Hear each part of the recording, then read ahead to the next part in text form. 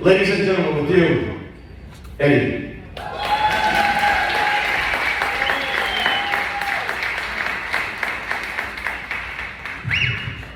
I promise they asked for all that information. Okay, I didn't just give it to them. Thank you, Angel. You are the. Yes. Thank you, sir. Thank you, Angel, for that warm introduction.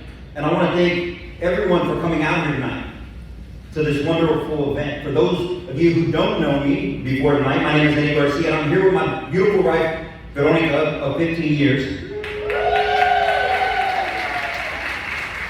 We've been married 15 years, but she's had to put up with me for 18 years. And I only mention that because as an Army veteran, and so many of you guys are out there, you know that being a military spouse is just as difficult, if not more difficult, than being the service member themselves. So she's had to live that life just as long as I have. And so I always try to give her credit when I get a chance to speak. I'm super excited to be here with you all tonight, especially because it's Veterans Day. And so, for a few reasons. One is because I was promised salsa lessons.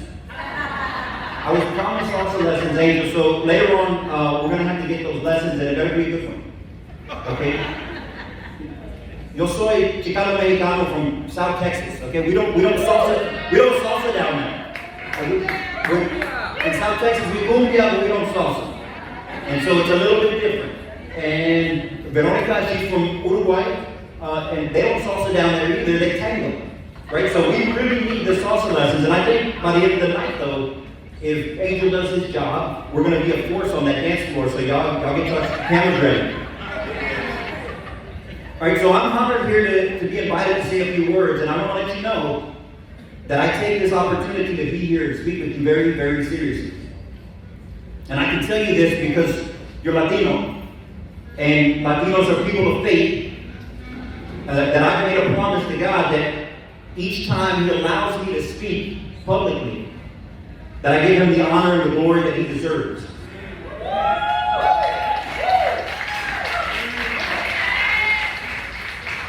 Because it's only through Him that I'm able to stand here and speak in front of you. And it's only through Him that you guys are here to listen. And so if He put me here to speak to you, it's because He has something He wants me to tell you. And if He puts you guys here to listen, that means that He has something that He wants you to listen to.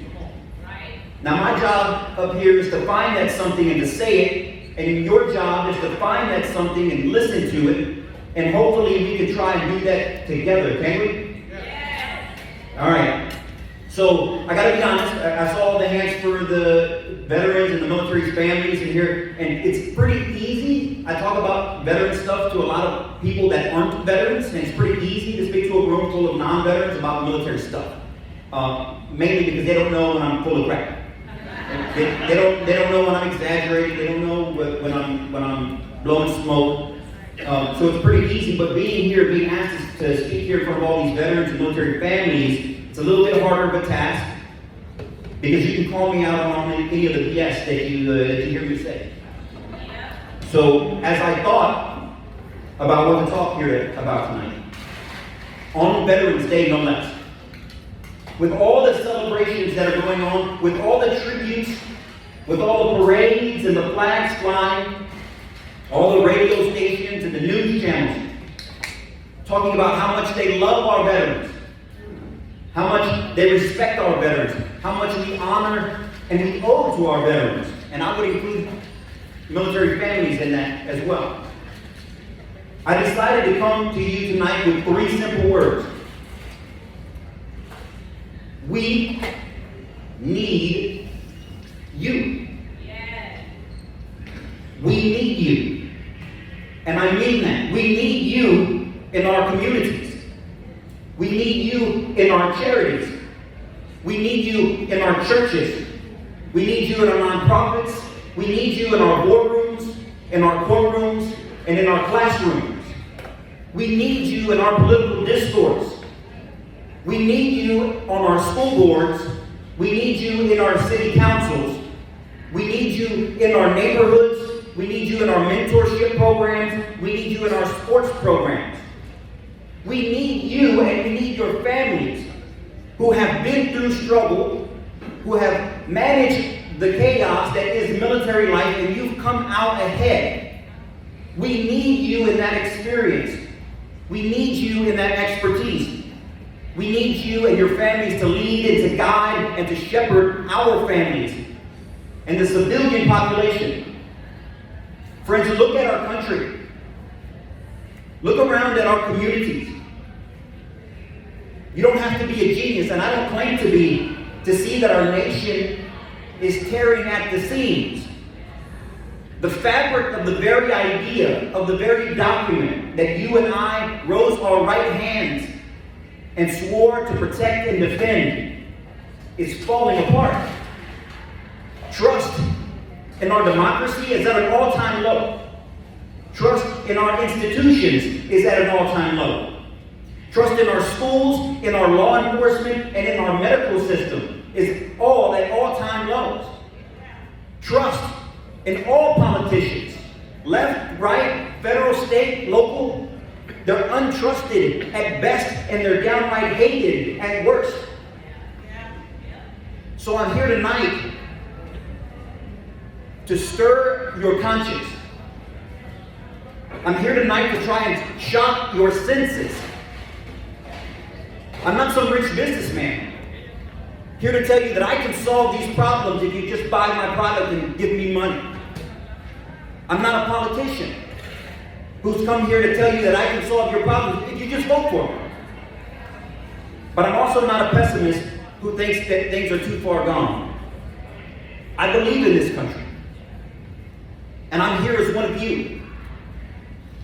Veronica and I are here because we are a part of you. We're a part of this community together. And let me tell you about us.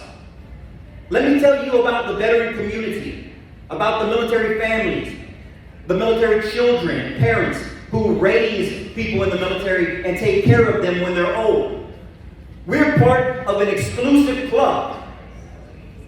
We are part of a special group of people. You and I and millions of brave men and women who swore an oath to this nation that we would support and defend it. We are part of a special group of people of all colors, of all creeds, of all ethnicities, from all backgrounds. We're from the city and we're from the country. We're from the beaches and we're from the mountains. All of us dressed in green who bleed red, white, and blue. We are America's vanguard. We are its sheepdogs who watch over the flock and protect it from enemies who would seek to devour it. You are it. Look around at yourselves tonight. Truly look at each other in the eyes. Look around at all of us together here. Superman, friends, is not coming to save the day. That's right. Batman doesn't come to defeat the bad guys just in the nick of time. Let me ask you this. Does anyone know what the highest selling movies are in the country right now? Superhero movies. For the last 10 years, and then some, superhero movies are the highest selling movies in our country. Marvel movies, DC comic book movies. Why do you think that is? It's because the nation, our children, and the civilian population are searching for someone to look up to. And when they can't find it in school, and they can't find it in the neighborhood, and they can't find it at home, they turn to fantasy. They turn to make-believe and role-playing. But you know, I don't watch movies like that. I never have. And the reason I don't watch movies like that or read books like that about superheroes is because I've seen real-life superheroes. When I look at men and women like yourselves, when I see Angel and William, who have served their nation and then come back to the community to host things like this, that is Captain America to me.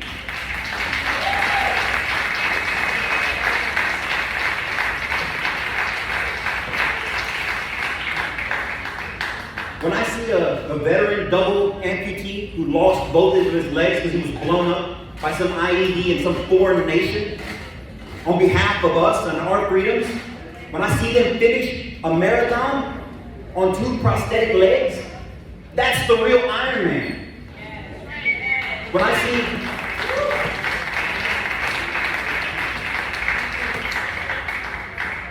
see an Army Ranger carrying a 240 machine gun weighing 40, 50 pounds, all of its ammo, another rucksack on the back with another 100, 120 pounds, marching uphill for 10, 12, 15 miles, that is the real Incredible Hulk.